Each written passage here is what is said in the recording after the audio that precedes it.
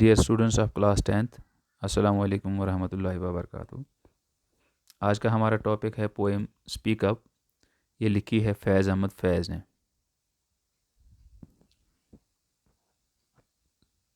सबसे पहले हम इस पोएम का एक ब्रीफ इंट्रोडक्शन देखेंगे। उसके बाद हम लाइन वाइज इस पोएम को अंडरस्टैंड करने की कोशिश करेंगे स्टैंजा वाइज। तो ये जो पोएम है ये असल में उर्दू में लिखी गई थी। इस पोएम का टाइटल था बोल के लब आज़ाद हैं तेरे। ये जो पोएम है ये 1941 से पहले लिखी गई थी। ये उस ज़माने की बात है जब यहाँ हिंदुस्तान में अंग्रेज़ी हुक्मरान यहाँ पे हुकूमत किया करते थे, और ये जो अंग्रेज़ हुक्मरान थे ये बहुत ही जालिम हुक्मरान थे। उन्होंने गरीब हिंदुस्तानियों को बुरी तरह से दबा के रखा हुआ था। लोग डर की ज़िंदगी बसर करते थे। उनमें अंग्रेज़ों के जुल्मों के ख़िलाफ़ आवाज़ उठाने की हिम्मत नहीं थी। इस नज़म में शायर अपने लोगों को जगाते हुए कहता है कि वो अपने ऊपर होने वाले जुल्म के ख़िलाफ़ आवाज़ उठाएं। उनके दिलों में वो जो शायर है वो उनके दिलों में हौसला भरने की कोशिश करता है और कहता है कि उनके पास होंठ हैं जो उनके अपने हैं, उनके पास एक रूह है वो भी उनकी अपनी है, उनके पास इंसानों वाला एक सीधा खड़ा होने वाला जिस्म है, तवाना जिस्म है, ताकत वाला जिस्म है, वो भी उनका अपना है। इसलिए उन्हें अपने होंठ, अपनी रूह और अपने मर्दानापन का इजहार करना चाहिए और खुलकर बोलना चाहिए। शायर कहता है कि उन हालात की तब्दीली का माहौल पहले ही तैयार हो चुका है, क्योंकि हिंदुस्तान में उस ज़माने में आज़ादी की जो तहरीकें थी वो अपने जोबन पे थी, अपने ज़ोरों पर थी उस ज़माने में 1941 से पहले। तो आज़ादी का जो लोगों में जज्बा था और जो आज़ादी की तड़प लोगों में थी वो अपने पूरे ज़ोरों पर थी। तो शायर कहता है कि तब्दीली का जो माहौल है, यानी कि जो आज़ादी चाहने का जो माहौल है लोगों में, वो पहले से ही तैयार हो चुका है। उन्हें इसका भरपूर फ़ायदा उठाना चाहिए और अपना मुंह खोलना चाहिए अंग्रेज़ी हुकूमत के मज़ालिम के ख़िलाफ़। सिर्फ़ तभी वो ग़ुलामी की ज़ंजीरों को तोड़ सकेंगे। अगर उन्होंने ऐसा न किया तो वक़्त हाथ से निकल जाएगा और उन्हें हमेशा के लिए पछताना पड़ेगा। उनका तन और मन दोनों मुरझा जाएंगे और वो फिर कभी भी कुछ करने की ताकत नहीं रखेंगे, वो सारी ताकत खो बैठेंगे। इसलिए वक़्त रहते हुए उन्हें अपना मुंह खोलना चाहिए और जो भी उन्हें कहना है वो उन्हें कह देना चाहिए।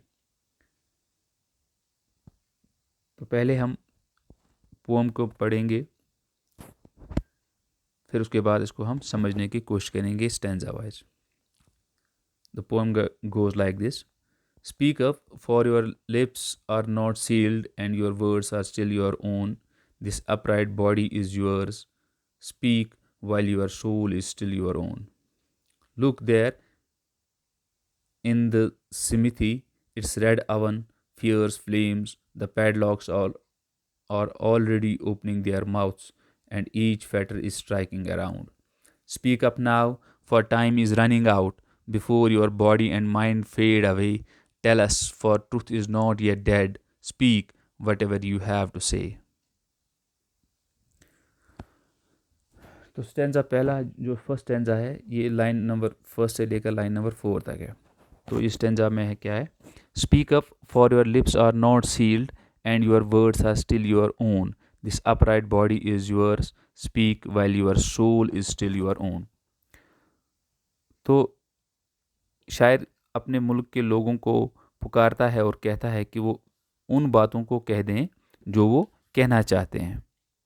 उनके पास अपने होंठ हैं, उन्हें बोलने के लिए दूसरों से होंठ उधार लेने की ज़रूरत नहीं है। उनके बदन ऊपर को सीधे खड़े हैं। शायर के कहने का मतलब यहाँ पे ये है कि वो इंसान हैं और वो बोलने की ताकत रखते हैं। ये सिर्फ इंसान ही होते हैं जिनके बदन ऊपर को और सीधे खड़े हुए होते हैं। कोई भी जानवर ऐसा नहीं होता है जिसका बदन ऊपर को सीधा खड़े रहने वाला हो, और किसी भी जानवर के पास बोलने की ताकत नहीं होती। ये अल्लाह ताला ने सिर्फ इंसान को ही ये कुदरत दी हुई होती है, इंसान को ये ताकत दी हुई होती है कि वो खड़ा होके चलता है, और उसके पास अल्लाह ताला ने एक ज़ुबान दी हुई होती है जिससे वो अपनी ख़यालात और जज्बात का इजहार कर सकता है। तो शायर इस तरह से अपने वतन के लोगों को यही महसूस करवाना चाहता है कि खुदा ने उन्हें बोलने की ताकत दी है, तो वो क्यों चुप बैठे हैं। اس لیے انہیں وہ باتیں ضرور بول دینی چاہیے جو وہ بولنا چاہتے ہیں. تو وہ باتیں کیا ہیں؟ وہ باتیں ہیں انگریزوں کے مظالم کے خلاف. انگریزوں کے مظالم کے خلاف ان کو آواز اٹھانی چاہیے. تو جو آواز انہوں نے اپنے دل میں دبا کے رکھی ہے، جو جذبات اور جو مظالم انہوں نے سہے ہوئے ابھی تک، تو وہ ان کے خلاف ان کو آج آواز اٹھانی چاہیے. تو ان کے پاس اللہ تعالیٰ کی دی ہوئی ایک روح ہے، اور جس روح کی آواز کو انہیں ضرور سننا چاہیے. تو روح جو ہوتی ہے وہ کبھی کسی کی غلام نہیں ہوتی. تو وقتی طور انسان کسی دوسرے انسان کی غلامی میں آ جاتا ہے، مگر جو انسان کی روح ہوتی ہے وہ کبھی بھی کسی کی غلام نہیں بن سکتی ہے. تو شاعر انہیں یہ یاد دلانے کی کوشش کرتا ہے کہ ان کی روح جو ہے وہ ابھی بھی ان کی اپنی ہے اور وہ ابھی آزاد ہے. تو انہیں وہ باتیں بول دینی چاہیے جو انہوں نے ڈر کی وجہ سے اپنے دلوں میں چھپا کے رکھی ہوئی ہیں. Stanza 2, line number 5 to line number 8. Look there in the smithy, its red oven fierce flames, the padlocks are already opening their mouths and each fetter is striking around. تو یہاں پہ شاعر علامتی زبان میں یہاں پہ لوگوں کو سمجھانے کی کوشش کرتا ہے. تو یہ سمبولک ہے یہاں پہ. جیسے یہاں پہ ہے سمیتھی کہتے ہیں ہم، جہاں پہ جو لوہار کا کارخانہ ہوتا ہے اس کو ہم کہتے ہیں سمیتھی. یہاں پہ ریڈ اوون ہے، یعنی کہ جو بھٹی ہے جو وہاں پہ جس میں وہ آگ جلاتا ہے لوہار، اس کو کہتے ہیں اوون. یہاں پہ فیئرس فلیمز ہے، یعنی کہ جو وہاں پہ جو آگ کی لپٹیں اٹھتی ہیں ان کو ہم کہتے ہیں فیئرس فلیمز. یہاں پہ پیڈ لاکس کو یہاں پہ جس کو ہم اردو میں تشبیہ کہتے ہیں، پیڈ لاکس ہے یہاں پہ، یعنی کہ تالے ہیں.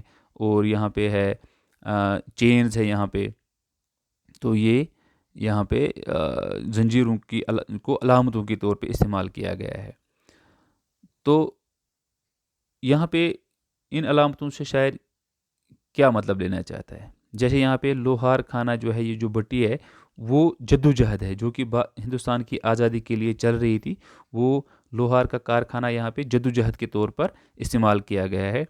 یہ جو بٹی ہے، وہ جو گرمی ہے اس بٹی کی، وہ گرمی یہاں پہ آزادی کی لڑائی میں بہت سارے لوگ مارے گئے تھے، تو ان شہیدوں کی خون سے جو گرمی پیدا ہوتی ہے، تو یہاں پہ جو لوہار کی بٹی ہے اسی علامت کے طور پہ یہاں پہ ظاہر کیا گیا ہے. جو وہاں پہ جو لپٹیں ہیں، جو آگ کی لپٹیں اٹھتی ہیں، وہ مخالفت کی وہ آوازیں ہیں جو ہر جگہ سے اب اٹھنی شروع ہو گئی ہیں ہندوستان میں انگریزوں کے خلاف. تالے اور جو زنجیریں یہاں پہ ہیں یہ غلامی کی علامتیں ہیں یہاں پہ. اور جو لوگ ہیں کہ وہ انتظار کر رہے ہیں کہ انہیں آزادی کے سپاہیوں کی بٹی میں پگھلا دیا جائے. ان علامتوں کے ذریعے شاعر جو بات کہنا چاہتا ہے وہ یہ ہے کہ وہ عام لوگوں کو بھی اس جدوجہد میں شامل ہو جانا چاہیے اور انگریز حکمرانوں کے ہاتھوں کیے جا رہے ظالمانہ سلوک کے خلاف اپنی آواز اٹھانی چاہیے. غلامی کے تالے اور زنجیریں پہلے ہی پگھلنے شروع ہو گئی ہیں. تو شاعر کہتا ہے کہ اگر آج بھی ہم نہیں جاگے تو یہ جو چیزیں ہیں یہ ہمارے اوپر ایسے مسلط کی جائیں گی کہ پھر کبھی ہم اس چیز سے چھٹکارا نہیں پا سکیں گے. Stanza 3, line number 9 to line number 13. Speak up now, for time is running out before your body and mind fade away. Tell us, for truth is not yet dead. Speak whatever you have to say. تو شاعر اپنے وطن کے لوگوں کو پکارتے ہوئے کہتا ہے کہ وہ اپنے منہ کھولیں اور بول دیں. ابھی بھی وقت ہے. اگر وہ آج نہیں بولیں تو بہت زیادہ دیر ہو چکی ہوگی. جب وہ بولنے کی کوشش کریں گے تب بہت زیادہ دیر ہو چکی ہوگی. شاعر کہتا ہے کہ وقت گزرتا جا رہا ہے اور لوہار خانے کی بٹی ابھی گرم ہے. یعنی کہ جو آزادی کی جو لڑائی ہے، جو جدوجہد ہے، وہ ابھی بالکل اپنے جوبن پہ ہے، اپنے جوش پہ ہے، اور انہیں لوہے کے گرم رہتے ہوئے اس پر چوٹ لگا دینی چاہیے. یعنی کہ جو ابھی آزادی کی جدوجہد چل رہی ہے اس میں انہیں اپنے آپ کو شامل کر کے اس آزادی کی لڑائی کو اور زیادہ مضبوط کرنا چاہیے. شاعر ان کو یہاں پہ یہ کہتا ہے کہ اگر ایک بار یہ آزادی کی لڑائی ٹھنڈی پڑ گئی تو یہ لوہا ٹھنڈا ہو گیا تو یہ پہلے جتنا سخت ہو جائے گا لوہا. کیونکہ جب آگ میں لوہا تپتا ہے تو وہ اتنا نرم ہو جاتا ہے کہ اس کو ہم کسی بھی صورت میں موڑ سکتے ہیں. مگر ایک بار اگر یہ لوہا ٹھنڈا ہو گیا تو پھر یہاں پہ اس کو بالکل وہ اپنی ہی پہلی صورت اور شکل میں واپس آ جائے گا. تو شاعر یہاں پہ ان کو یہ کہنا چاہتا ہے کہ جو آزادی کی لڑائی ہے، انگریز اس وقت بہت کمزور ہو چکا ہے. آزادی کی یہاں پہ لڑائی جو چل رہی ہے، جو جدوجہد چل رہی ہے، انگریز بہت کمزور ہو چکا ہے. تو ہم اس کو اپنے طریقے سے جہاں چاہیں اس اس کو موڑ سکتے ہیں۔ اگر ایک بار یہ آزادی کی لڑائی کمزور پڑ گئی تو انگریز کے جو پنجے ہیں اس ملک میں وہ اتنے ہی مضبوطی سے گڑ جائیں گے جتنے کہ اس سے پہلے تھے۔ تو غلامی کی جو تالے اور جو زنجیریں ہیں وہ پھر کبھی نہیں ٹوٹ سکیں گی۔ شاعر کہتا ہے یہاں پہ اپنے ان ہم وطنوں سے شاعر یہاں پہ یہ کہنا چاہتا ہے کہ جو سچائی ہے وہ ابھی نہیں مری ہے۔ سچائی یہ ہے کہ ہندوستان ایک آزاد ملک تھا، اس پہ انگریزوں نے ظالمانہ قبضہ جمایا ہوا ہے، اور ہر کوئی جانتا ہے کہ انصاف کیا ہے اور بے انصافی کیا ہے، ٹھیک کیا ہے اور غلط کیا ہے۔ اس لیے وہ اپنے ان ہم وطنوں سے کہتا ہے کہ انہیں بول دینا چاہیے، جو بھی انہیں کہنا ہے وہ ابھی وقت رہتے ہوئے انہیں بول دینا چاہیے۔ تو یہ ہماری اسٹینزا وائز یہاں پہ اس پویم کی انڈرسٹینڈنگ اور ایکسپلینیشن تھی۔ یہاں پہ میں نے سمری بھی اس کی دی ہوئی ہے پویم کی۔ The poet calls upon his people to speak up against the oppression and cruelties inflicted on them. He wishes to make them realize that God has endowed them with the physical strength besides the soul to voice. They should follow the voice of their soul and say the things they have kept buried in their hearts out of fear. He asks the reader to see in the blacksmith's workshop where the metal locks and chains are being made or repaired in the violent flame of the red oven. The poet says that the climate of change is already there. They should take full advantage of it and speak up. Only then can they break the fetters of slavery, or the time will run out and they will have to repent forever. Their body and mind will fade away and they will lose all the power to act. So they should speak up and say whatever they have to say. تو dear students, یہ یہاں پہ speak up کی میں نے آپ کو پہلے بریف انٹروڈکشن بھی بتائی ہے، میں نے اسٹینزا وائز یہاں پہ اس کی ایکسپلینیشن بھی بتائی ہے، میں نے اس کی سمری بھی یہاں پہ آپ کو بتائی ہے۔ تو آپ اس کو پاز کر کے یا اسکرین شاٹ لے کے اس کو انڈرسٹینڈ کرنے کی اور اس کو میمورائز کرنے کی کوشش کیجیے۔